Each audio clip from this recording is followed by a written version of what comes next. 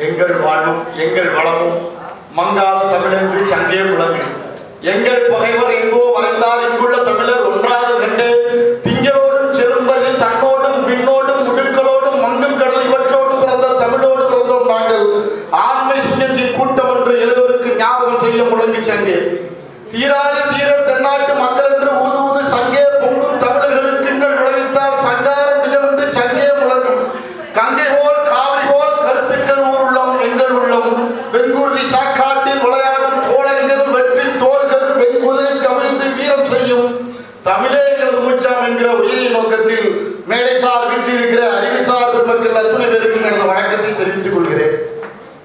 அதிர்ச்சி தருகிற ஆபத்துக்கள், உயிர்களை சூறையாடுகிற கோர தாக்குதல்கள், பயணங்களை இடைமறிக்க பாய்ந்தோடும் காற்றார்கள், வெறுப்பை காட்டுவதற்கு நெருப்பை வாரி வீசுகிற எரிமலைகள், இவை அனைத்தையும் துணைக்கு அழைத்துக் கொண்டு வளைக்கும் மரண பயங்கரத்தை அஞ்சாது கண் துஞ்சாது நெஞ்சாது எதிர்கொள்கிற முக்குளத்து வாழ்கிறவர்களே, பாயும் ஈட்டிக்கு கண்ணிமை சிமிட்டாது மார்பு காட்டுகிற மறவர்களே வணக்கம்.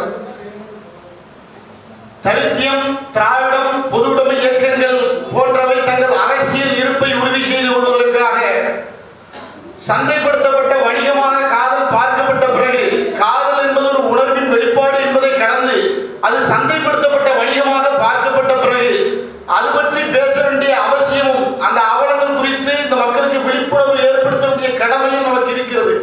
இந்த சூழ்நிலையில் தடைபடாத தமிழ் பணிக்கும் இடைவிடாத இனப்பணிக்கும் சொந்தக்காரர்களாக இளையோர்களையும் தமிழர்களையும் தெம்பூட்டுகிற விதமாக பல்வேறு அறம் சார்ந்த நிகழ்வுகள் செய்து கொண்டிருக்கக்கூடிய தென்தமிழர் கட்சிக்கு எனது வாழ்த்துக்களையும் வணக்கங்களையும் தெரிவித்துக் கொள்கிறேன். இந்த வரலாற்று சிறப்புமிக்க கருத்தியல் செறிவுள்ள இந்த கருத்தரங்கத்திற்கு என்னை பேசுவதற்கு அழைத்த அருமைக்குரிய அண்ணன் ஆணைபுரம் பாண்டி அவர்களுக்கும் அண்ணன் கால்வாய் சிவா அவர்களுக்கும் 10 ஆண்டுகளுக்கு மேலாக சமுதாய பணி மற்றும் சமூக செயல்பாடுகள் உள்ளிட்டவர்களை வாழ்த்துவதோடு வழிநடத்துகிற என் அருமைக்குரிய அண்ணன் வாகை முருகன் அவர்களுக்கும், இடைவிடாத போராட்டத்தின் மூலமாக இந்த சமூகம் 10.5 இடஒதுக்கீட்டில் வென்றதற்கு காரணமாக இருக்கக்கூடிய அண்ணன் பாலமுரளி அவர்களுக்கும், எனக்கு முன்பாக பேசிய அன்பிற்கினிய சகோதரி ஈஸ்வரி நாச்சியார் அவர்களுக்கும், தொடர்ந்து பிற்படுத்தப்பட்ட மிகவும் பிற்படுத்தப்பட்ட மக்களுடைய வாழ்வியல் கனவுக்காக வரலாற்று பெருமைக்காக அறம் சார்ந்த நிகழ்வுகளை ஆக்கப்பூர்வமாக செயல்பாடுகளை முன்னெடுத்துக் கொண்டிருக்கக்கூடிய வெள்ளாளர் முன்னேற்ற கழகத்தினுடைய அமைப்பு செயலாளர் அருமைக்குரிய அண்ணன் பந்தல்ராஜா அவர்களே, அண்ணன் நம்பிக்கூரா அவர்களே, அண்ணன் காமராஜர் அவர்களே, எல்டி தாஸ் அவர்களே, தொடர்ந்து தேவர் சமூகத்தினுடைய பல்வேறு இடஒதுக்கீடு மற்றும் இன்ன பிற சமூகம் சார்ந்த பிரச்சனைகளில் அலையா விருந்தாளியாக பங்கேற்று களமாடக்கூடிய நேசத்திற்குரிய உறவாளர் அருமைக்குரிய மாமா அப்துல் அஜீஸ் அவர்களுக்கு எனது வணக்கத்தை தெரிவித்துக் கொள்கிறேன். வரலாற்றில் நாம் எங்கே இருந்தோம், எப்படி இருந்தோம், எதனால் இந்த களத்திலே களமாடி கொண்டிருக்கிறோம் என்கிற வரலாற்று பெரும் தரவுகளை நாம் அதிகமாக புரிந்து கொள்ள வேண்டிய அவசியத்தில் இருக்கிறோம். பொதுவாக காதல் என்பது ஒரு உணர்வின் வெளிப்பாடு. அதை எதிர்ப்பதற்கோ அதை தடுப்பதற்கோ அல்லது தவிர்ப்பதற்கோ இங்கு யாருக்கும் உரிமை கிடையாது. காதல் என்பது ஒரு திட்டமிட்ட செயல்பாடாக இங்கே பார்க்கப்படுகிற போது, காதல் என்பது இந்த சமூகத்தின் சார்ந்த பிள்ளைகள் மீது தான் வர வேண்டும், இன்னார் மகன் மீது வர வேண்டும் என்று ஒப்பந்தங்கள் கோரி நடத்தப்படுகிற ஒரு கேவலமான நிலைக்கு இந்த தமிழ் சமூகம் தள்ளப்பட்ட பிறகு அது பற்றியாக பேச வேண்டிய அவசியம் தமிழர்களாக நமக்கு இருக்கிறது. பொதுவாக நாம் தலித்தியம் என்கிற சொல்லோடு நாம் உடன்பட்டவர்கள் அல்ல. இந்த மண்ணில் பிறந்த பூர்வக்குடிகள் மீது அவர்களுக்கான ஒரு பெருமைகள் இருக்கிறது. ஆனால் தலித்தியத்தை வளர்க்கிறோம் என்கிற பெயரில் இங்கு சிலர் தலித்தியத்தினுடைய முன்னேற்றம் எது என்று கேட்டால் உயர்சாதி பெண்களை திருமணம் செய்வது, அவர்களிடத்திலே போட்டி போடுவது, அவர்களை இடையூறு செய்வது, இதுதான் தலித்தியத்தினுடைய வளர்ச்சி, தலித்தியத்தினுடைய அரசியல் என்று தலித்தியத்தை பேசக்கூடிய பல்வேறு தலைவர்கள் இந்த சமூகத்திலே தொடர்ந்து பேசிக் கொண்டிருக்கிறார்கள். இதுவெல்லாம் விட்டுவிட்டால் திரைப்படங்களை எடுத்துக்கொண்டால் திரைப்படத்திலே ஒரு 6ஆம் வகுப்பு 8ஆம் வகுப்பு படிக்கிற பிள்ளையாக இருக்கட்டும் அல்லது 12 கல்லூரிகளில் படிக்கும் பிள்ளைகளாகட்டும் அவர்களிடத்திலே காதலை போதிக்க வேண்டும் என்கிற கருத்தாக்கங்களை கொண்ட பல்வேறு திரைப்படங்கள் இந்த தமிழ் சமூகத்தில் வெளிவந்து கொண்டிருக்கிறது. இந்த திரைப்படங்களை எல்லாம் எடுப்பது யார் என்று கேட்டால் இந்த தமிழ்நாட்டை ஆண்டு கொண்டிருக்கக்கூடிய, குறிப்பாக துணை முதல்வராக இருக்கக்கூடிய உதயநிதியினுடைய ரெட்டை மூவி தான் இந்த படத்தெல்லாம் ஆதரிச்சுக்கிட்டு இருக்கு. இந்த மாதிரி இதுக்கு இந்த காதலுக்கு இந்த அரசியல் இந்த மாதிரி விஷயங்கள் எல்லாத்துக்குமே தொடர்பு இருக்கு. இந்த மண்ணில் வாழக்கூடிய மொழி வழி சிறுபான்மையாக இருக்கக்கூடியவர்கள் இந்த மண்ணை தொடர்ந்து 1/2 நூற்றாண்டுகளுக்கு மேலாக இந்த மண்ணை ஆண்டு கொண்டிருக்கிறார்கள்.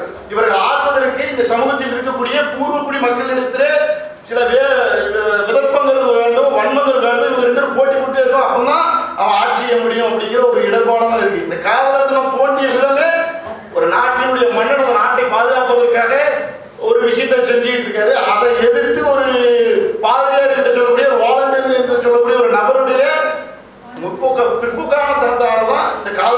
ஆயிடுச்சு. இந்த துரோகத்தின் நாளை நாம் கொண்டாடுவது தவறு.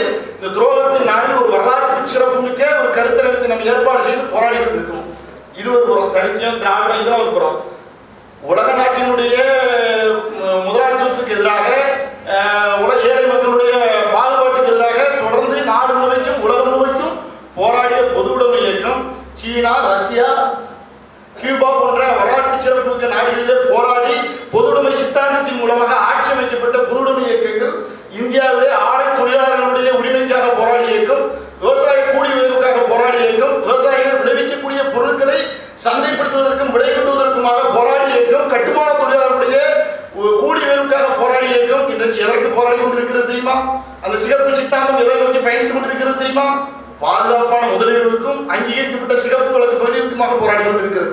வரலாற்று பொதுவுடைமை இயக்கங்கள் நம்மிடத்திலே நம் வீட்டு முன்பாக காணிக்கைகள் மூலமாக கட்சியை வளர்த்துக் கொண்டிருந்த ஒரு பொதுவுடைமை இயக்கங்கள் இந்த எதை நோக்கி பயணிக்கிறது என்று கேட்டால், காதல் திருமணம் செய்ய வேண்டும், கலப்பு திருமணம் செய்ய வேண்டும், கலப்பு திருமணம் செய்கிறவர்களுக்கு பாதுகாப்பு அளிக்க வேண்டும், அவர்களுக்கு ஊக்கத்தொகை வழங்க வேண்டும், வேலை வாய்ப்பு வழங்க வேண்டும் என பல்வேறு இடர்களை செஞ்சு கொண்டிருக்கிறார்கள். என் அன்பிற்குரியவர்களே, எனக்கு முன்பாக எனக்கு ஒரு பெரிய சிக்கல் இருந்துச்சு. இல்லை, நான் பேசுறது இந்த கருத்துப்ப எனக்கு முன்பாக பேசிட்டாங்க. அதான் நிறைய கருத்து நம்மளால பேசுறது இல்லை. ரெண்டாவது இந்த கூட்டத்தோடு ரொம்ப கம்மியா இருக்கு அப்படின்னு சொல்லி அந்த மாதிரிலாம் பேசிட்டு இருந்தாங்க. 50,000 ஆடுகளை கொண்டு அரசியல் செய்வதை விட 5 புலிகளை கொண்டு போர் செய்ய முடியாதுன்னு சொல்லியிருக்காங்க. அந்த மாதிரி நம்ம மிக எண்ணிக்கையில் நம்ம மிக குறைவாக இருந்தாலும் சரி, ஒரு வரலாற்று சிறப்புமிக்க ஒரு முன்னெடுப்பை நாம் செய்து கொண்டிருக்கிறோம். இனி வரக்கூடிய காலங்களில், அதாவது 2027 பிப்ரவரி 14 தென்தமிழ் கட்சி இதே மாதிரியான ஒரு கருத்தரங்கத்தை முன்னெடுக்க வேண்டும். லட்சம் பேர்கள் பங்கேற்பார்கள். இந்த வரலாற்று பெருந்தொழில் அனைவரும் பங்கேற்க வேண்டும். இறை தேடி உணவுண்டு இனப்பெருக்கி வாழ்கிற மனித மிருகங்களாக அல்லாமல் மனித சமூகத்தினுடைய வாழ்வியலுக்காக, வரலாற்றுக்காக, பண்பாட்டிற்காக, பாரம்பரியத்திற்காக, இலக்கியத்திற்காக, கனவுகளுக்காக தொடர்ந்து பயணப்பட வேண்டும் என்று சொல்லிக்கொண்டு, நமக்கான போராட்ட களத்தில் இறந்தவர்கள் இல்லை, இறந்தவர்கள் எண்ணிக்கை இல்லை, இருமிச்சாவதில் சிறப்பு இல்லை, வீரத்தை குண்டு துளைக்காது, வீரனை சரித்திரம் உதைக்காது, இன்னும் என்னடா விளையாட்டு, எதிரி நரம்புகளை கொடியேற்றி என்று சூளுரைத்து போராடிய வீரர்களுக்கு வீரவணக்கம் செலுத்தி வாய்ப்புக்கு நன்றி பாராட்டி விடுகிறேன். நன்றி.